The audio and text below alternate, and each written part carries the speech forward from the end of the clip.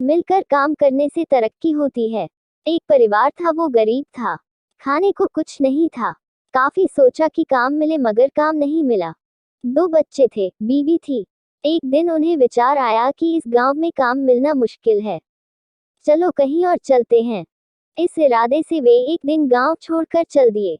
रात का समय था, रास्ता भी जंगली था। सोचा वृक्ष के नीचे रात गुजारी जाए। आदमी ने अपने एक लड़के को लकड़ी चुनने तथा दूसरे को पानी लाने के लिए भेज दिया तथा बीवी को चूल्हा बनाने के लिए कहा और उसने जगह साफ कर दी। चारों ने अपने अपने काम कर लिए। चूल्हा जलाया गया, पानी गर्म होने लग गया। पेड़ के ऊपर हंस रहता था। वो सोचने लगा, ये कैसा मूर्ख है, इन्होंने चूल्हा तो जला दिया, मगर इनके पास पकाने को तो है ही नहीं कुछ भी। हंस ने उनसे पूछा, तुम्हारे पास पकाने को क्या है? वो आदमी बोला, तुझे मार के खाएंगे।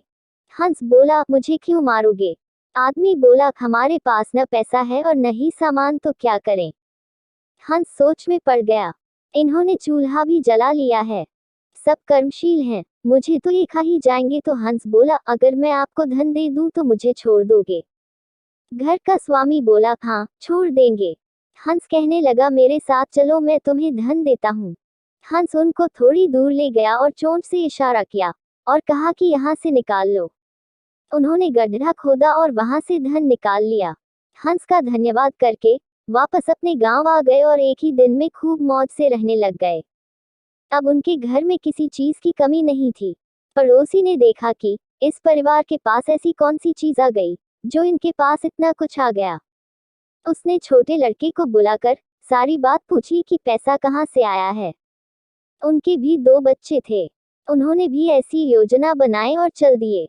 उन्होंने भी उसी वृक्ष के नीचे डेरा लगा लिया। आदमी ने अपने बड़े लड़के को कहा, लकड़ी लाओ, तथा छोटे लड़के को पानी लाने के लिए कहा, परंतु दोनों आनाकानी करने लगे। बीवी ने भी कहा कि मैं थक चुकी हूँ। जैसे जैसे पानी लकड़ी इकट्ठी हो गई और पानी गर्म होने लगा। हंस फिर आया और बोला, तुम्हारे पास खाने को तो नहीं है, तो फिर पानी क्यों गर्म कर रहे हो? आदमी बोला, तुझे मार कर खाएंगे। हंस मुस्कुरा उठा और बोला, मारने वाले तो 3 दिन पहले आए थे। तुम अपना समय खराब मत करो। घर जाओ, तुम मुझे क्या मारोगे? तुम तो आपस में ही लड़ रहे हो। जिनको दूसरों को जीतना होता है वे खुद नहीं लड़ते। संसार का नियम भी ऐसा ही है। जिन लोगों ने तरक्की करनी है वे मिलकर चलते हैं और आज भी संसार में उनका ही बोलबाला है।